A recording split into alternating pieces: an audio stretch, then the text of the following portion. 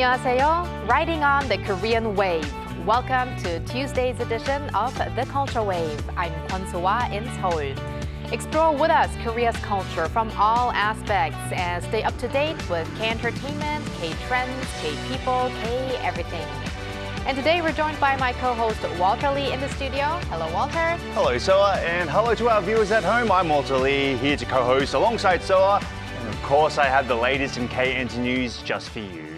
Today on The Culture Wave, we have a lot of K-music to delve into, from traditional Korean music, from kugak to K-pop issues with our K-pop expert Jeff. And also K-entertainment news is going to start off with K-pop. Of course.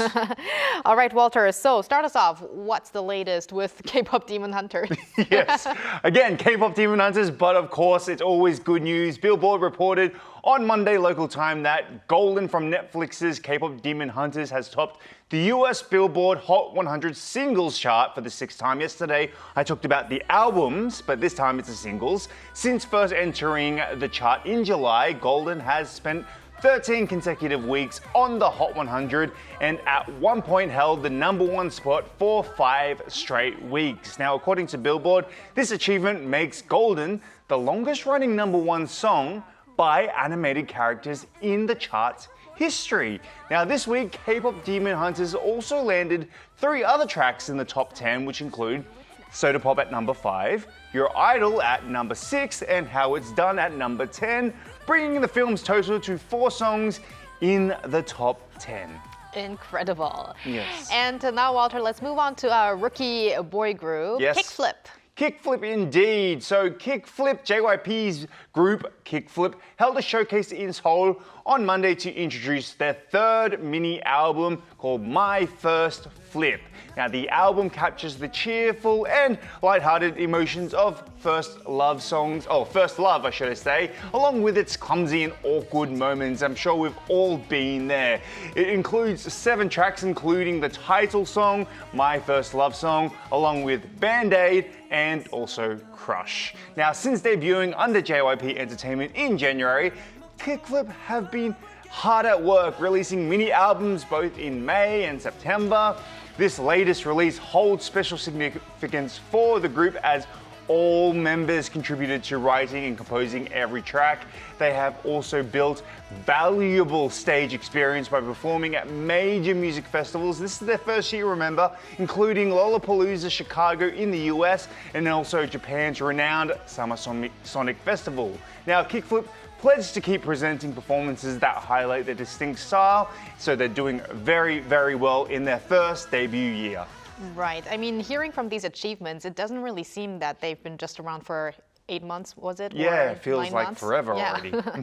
And last but not least, let's talk about K-movie news. What do you Yes, have? indeed. So director Park Chan-wook's new film, No Other Choice, has sold over 300,000 advance tickets ahead of its domestic theatrical release. Now, setting a new record for the highest pre-sale numbers for a Korean film this year. Now, according to the Korean Film Council, the film had sold 300,090 tickets by 4 p.m. on Sunday. The previous record was held by My Daughter is a Zombie, which reached 300,032 tickets. So just a couple of tickets more, but still wins out. Now, these pre-sales were before the day of release. Now, after premiering as the opening film of the Busan International Film Festival, No Other Choice is set to officially open in theaters on the 24th of September. So as of recording today, that is tomorrow. So hopefully you should go and check it out as soon as possible. Can't wait for that. Well, thank you very much, Walter, for those updates, and don't go anywhere. I won't.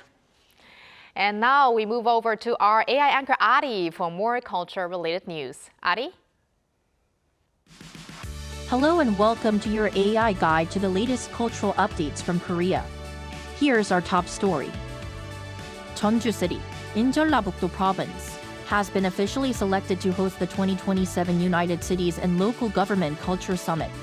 Held every 2 years, the UCLG Culture Summit brings together local governments, international organizations, and experts to discuss culture as a central driver of sustainable urban development.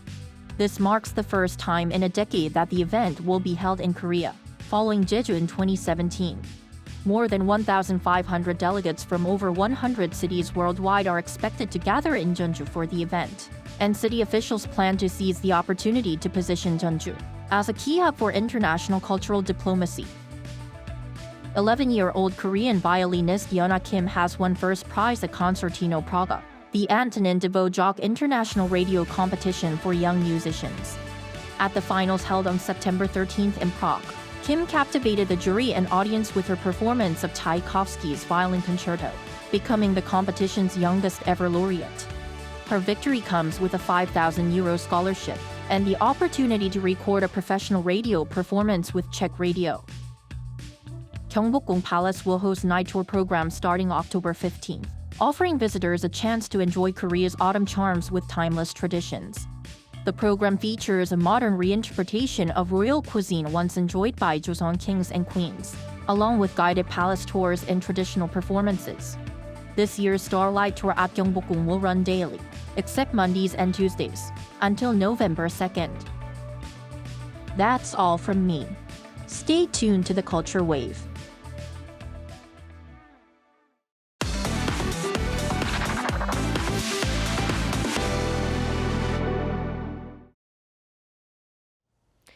K-pop isn't the only Korean sound reaching the world these days. In this next report, our News Features reporter Park Hyo-bin meets with a group of international artists that are breathing new life into Korea's traditional music, blending kugak with rhythms from every corner of the globe. Let's take a look. K-pop may have crossed borders, but Korea's traditional music, kugak, is also finding a global voice. On stages where the Daegum and Gyeonggi Minyo once stood alone, accordion, African drums, and Mongolian strings now join in. At the center is Soundtrack, an ensemble of foreign musicians breathing new life into kugak. Members come from diverse backgrounds, yet a single curiosity about Korean sound brought them together. About 10 years ago in Mexico, my Korean teacher played arirang in class, and that's when I first fell in love with kugak, especially Gyeonggi Minyo. For me, it's not so long time ago because I came to Korea 2 years ago. I wanted to know more about culture and, of course, music. Because I play flute, I was like, there must be a flute in Korea too.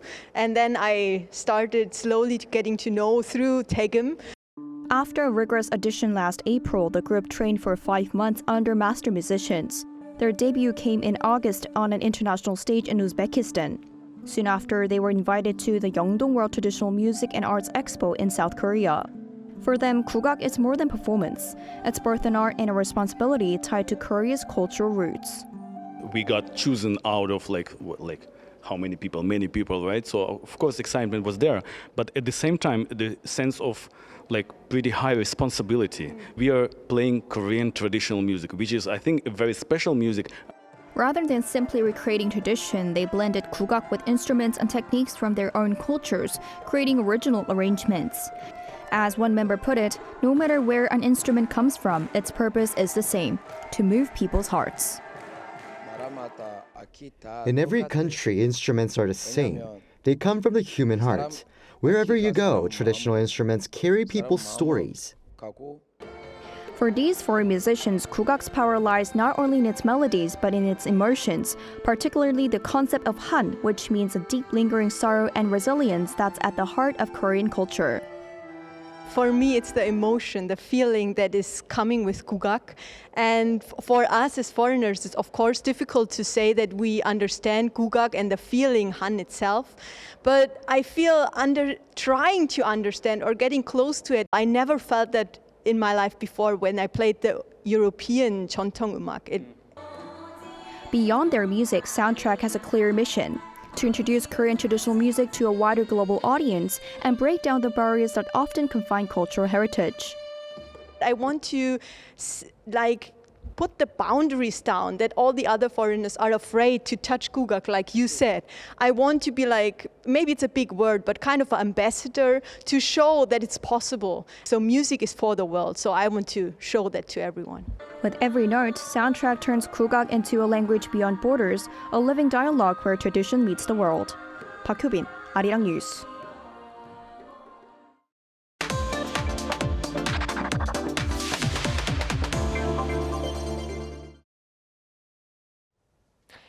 It's gradually getting cooler in Korea, and with it, we have numerous new cool K-pop albums to listen to. To talk more about what's trending this fall season in the world of K-pop, we now connect with our K-pop expert, Jeff Benjamin. Hello, Jeff. Welcome back. Hello, Jeff. Hello. Thanks for having me back. We are very happy to have you back now. Jeff, we did talk a little bit about K-pop Demon Hunters today with Walter before, and I think with you, we haven't really talked much about the animated movie K-pop Demon Hunters, but the KDH fever sees no signs of cooling down. So we first want to ask you, do you feel like K-pop Demon Hunters is contributing to a bigger interest in K-pop these days? Yeah, I really do. And even just the name itself, right? K-pop Demon Hunters, it kind of already gets people comfortable with this new music scene, something that they can check out for themselves or look into, whether you enjoyed the film, you enjoyed the music. If you just even get rid of the Demon Hunters part, right, and you check out K-pop, you're just gonna be inundated and I'm sure see a ton of like really exciting music, different artists, different types of culture points. I think even just the name is a great start. But I also think there's a lot of really smart elements when it comes to K-pop Demon Hunters. You know, they really did their homework because this isn't like the first this isn't the first time K-pop's been used sort of as a branding tool. There was a K-pop show that was on Broadway. There's been different, TV shows based around K-pop in the US, but they haven't really found anywhere near the success of this. And I think that's because K-pop Demon Hunters really did a great job by getting not only those who are visible in the scene, getting someone like Twice and EXO on your soundtrack, but also getting, the behind the scenes people like Teddy, Blackpink's producer, working on songs. I mean, there's all these great contributors and creatives that are not only, at the forefront of the movie, but also in the back. So all these things I think are contributing to K-pop's larger expansion thanks to K-pop Demon Hunters. Right, and it looks like the K-pop Demon Hunters craze is not going to stop that soon. Yeah. But Jeff, let's talk about some new faces in the K-pop scene now. Which rookie groups debuted recently, and is there anything that stands out to you? Yes. Well, you guys talked about one of my favorites earlier, Kickflip from JYP Entertainment. I really think these guys are really cool. I was really into their concept from the get-go, but they are just kind of showing how professional and how ready you have to be for the K-pop scene nowadays. You guys made the great point that they've already performed at Lollapalooza, a humongous festival in Chicago, my hometown. And I think that's just goes to show you really have to be ready and lots of times, you think about a new artist, right? They kind of build up and they kind of are able to get to, a bigger place where you might be ready for Lollapalooza or something. Not today. You got to be ready from day one. So there's a lot of other artists I'm interested in, especially on the boy group side. There's someone called Close Your Eyes. They are a group that are kind of taking those R&B sounds of maybe the late 90s, early 2000s, bringing it to today. Also, AHOF, another boy group. Really, really cool. I feel like we're in a good place with boy bands these days. Yeah, I definitely think that Kickflip have shown a lot of potential, especially that they've worked so hard within the 9 months that since they've made their debut. They're one of the hardest working rookie boy groups that I've seen so far. But some of the rookie groups are, called the younger brothers of, let's say, BTS or even IVE's younger brothers. What impact does that have on, new groups' debuts, like other groups like, let's say, Cortez or even I Did, which I've spoken about before? Yeah, it's interesting to bring up because, on one hand, first of all, it's not like there haven't been new artists that have debuted under big hit music since BTS, right? Or there haven't been new artists since Starship Entertainment's IVE. But these big names are obviously pulled to drive attention and, get kind of create sort of an artistic synergy in that way. But with Cordis, who's shown on screen right now, I actually think there's a good connection here. Portis's big point was that they're very involved in their music, very involved in the production, the songwriting, the choreography, just guys who are really passionate about showing themselves and showing their creativity on stage. And that's something that definitely aligns with BTS. That's something that made them such global sensations for sure at the beginning. And it's kind of a different case, I guess, because there actually has been another girl group from Starship since IVE. That would be Kiki, a new girl group. And, no, it's not like we're saying they're the younger brother group of Kiki, because Kiki still has to establish themselves after debuting this year as well. So it's this interesting thing that I think is always kind of funny to kind of look at and see what names are chosen where, because it's almost like the labels are trying to position, their artists in this way. Is I Did supposed to be like the male version of IVE or something? Are they going to create those same hit songs, those big, anthems that we all know from IVE? It's an interesting strategy, and I guess it's just kind of, to me, it's just interesting the way that the names that they choose and everything. So I kind of. Sometimes it kind of gets me a little annoyed because there's so many artists coming out. We don't need to, necessarily always just look back at the past and just make these comparisons. But of course, it helps for getting new fans.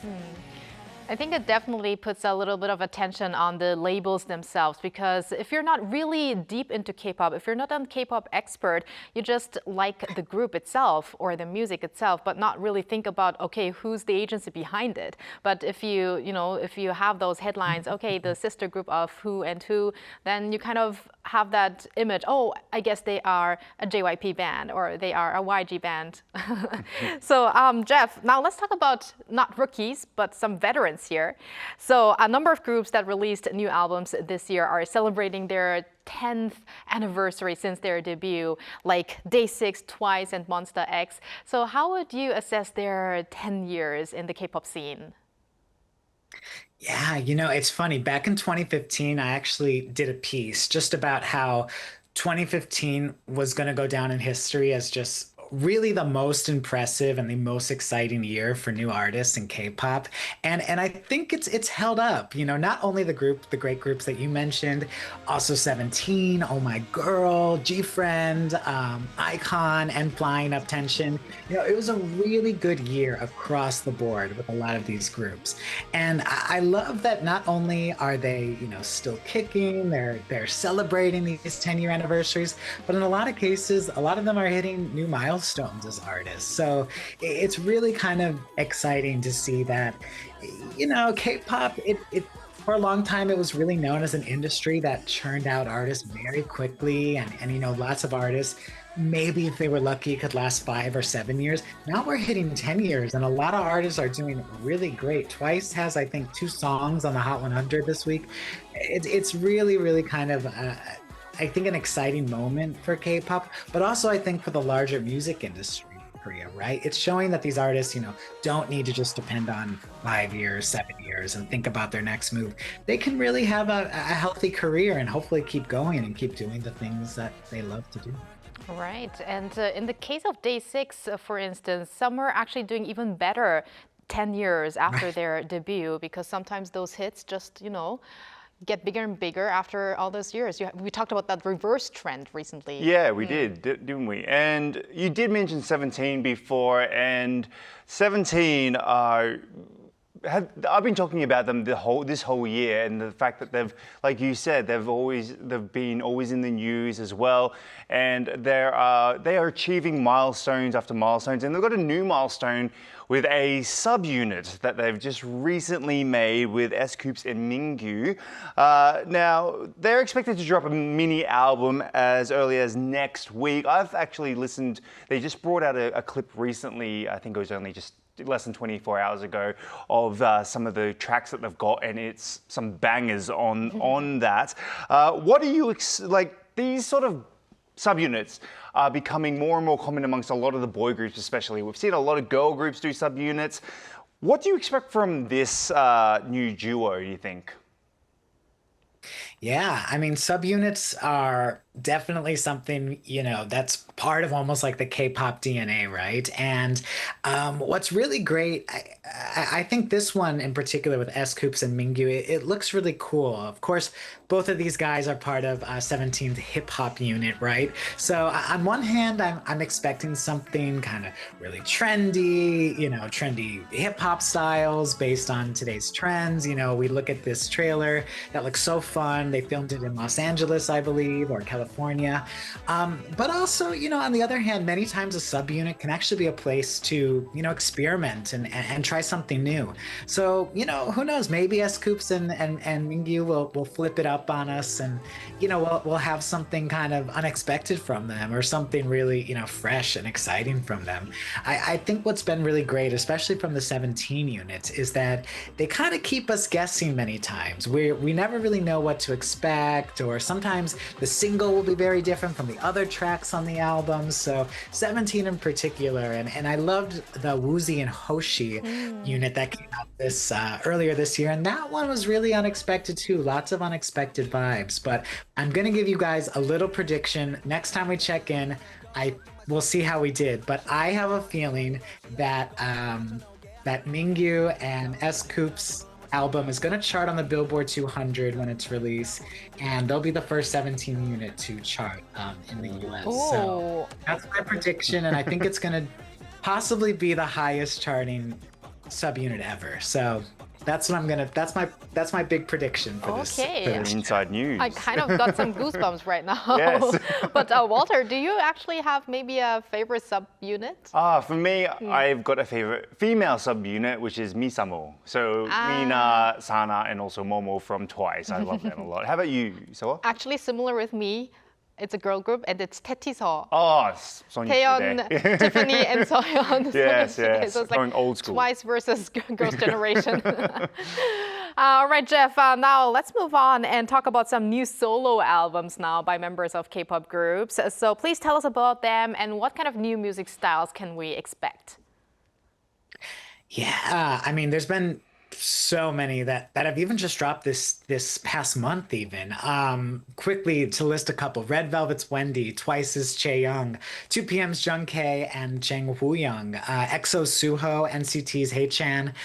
You guys mentioned subunits. One of my favorite subunits, Orange Caramel's Nana, who's also from After School. She just released her first solo album after 16 years in the industry. Crazy. But Dayoung from Cosmic Girls and WJSN. It's really, really cool because what I love is, especially when someone's making a solo debut, and I think this is true, no matter where your group comes from, right? You need to kind of show something different. You need to show something fresh, something new to yourself, something that says, this is who I am beyond my group. And, someone we're seeing right now, Suho from EXO, he's a huge rock fan, and he's always been able to show his love of rock, his love of different kinds of rock, and he's been able to do that. Now he's up to his 4th mini solo album. And I think that's been really, really special from a lot of these particular releases lately. Twice's Chaeyoung, even though she's riding so high on the K-pop Demon Hunter success with her song Takedown with Jihyo and Jonghyun, she kind of came out with this quirky indie sort of unexpected experimental kind of track, and I thought that was just so cool to see that it's an artist sticking to her guns. She could have definitely made Takedown Part 2, but we see someone like Wendy, one of my favorite voices in K-pop, who also released her own an album that just kind of speaks to who she is. And I just think it's really special to just really get these kind of moments where sometimes you're not exactly sure what path an artist is going to take. For example, Wooyoung from 2PM, he's done so well as an actor, right? But here he is returning to music again with a great album, once again proving he hasn't lost his musicality, his vocals, just great stuff across the board. So the solo albums are going hot, they're really doing well. And I'm just happy that everyone's continuing on to continue on. Right. I have to agree with you, especially also not only Jang Woo-young, but also Nana. She also kind of turned to an actress, but coming back as music, as a K-pop star. Really looking forward to that. Now, finally, just briefly, Jeff, do you have an assessment of the latter part of 2025 when it comes to the K-pop industry? Because we're now around halfway through the second half. Yeah, I mean, on one hand, we've talked about a lot of highlights, right? And I don't want to sound too negative today or anything, but I guess, if I was giving a grade or assessment, and maybe this is my fault, because I just felt like 2025, right? We were like, this is the year BTS is coming back, Blackpink is coming back, it's going to be huge for everyone, a rising tide lifts all boats. But, it hasn't necessarily been that. K-pop Demon Hunters has been a huge surprise in terms of how the K-pop industry is being represented. So on one hand, huge years and a lot of credit due for Stray Kids, Twice, ATEEZ, but I think there's still time for some big moments to come, whether that's a new Blackpink album, BTS's comeback is on the way, so there's a lot still to come, and I kind of want to say, like, I'm still excited, and I want to keep the vibes going to hopefully make that big moment happen to really cap off 25 in a big way. Thank you very much, Jeff, for today, and probably we have lots to talk about next time as well. So thank you again, and see you next time. See you next time, Jeff. Guys. And thank you, Walter. As always, we're going to see you back here tomorrow. See you tomorrow. Thank you for spending the past half an hour with us on the Culture Wave. Please join us again tomorrow on Wednesday at 2 p.m. Korea time, and maybe one day here in Korea.